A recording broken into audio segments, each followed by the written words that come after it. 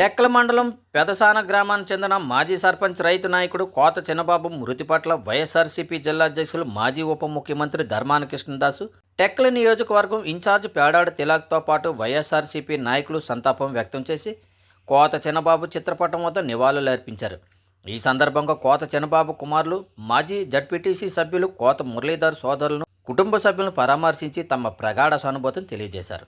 నందిగం నర్సంపేట ఎంపీపీలు నడువూరు శ్రీరామ్మూర్తి, ఆరంగి మురళీధర్, కోటబొమ్మల జడ్పీటీసీ దుబ్బ వెంకట్రావు, వైఎస్ఆర్సీపీ నాయకులు ఎర్ర చక్రవర్తి, సత్తారు సత్యం, తామన్న, కిరణ్, కిల్లి అజయ్ కుమార్, కూర్మాన బాలకృష్ణ, జడ్యాడ జయరాం, చిన్న జోగారావు, పోలాకి మోహన్ రావు, అంబోడు విష్ణు, నర్లాన బహిరంగి, హనుమంతు వెంకటేశ్వర్లు, పెద్ద సర్పంచ్, పలువురు వైఎస్ఆర్సీపీ నాయకులు, కార్యకర్తలు తదితరులు పాల్గొన్నారు.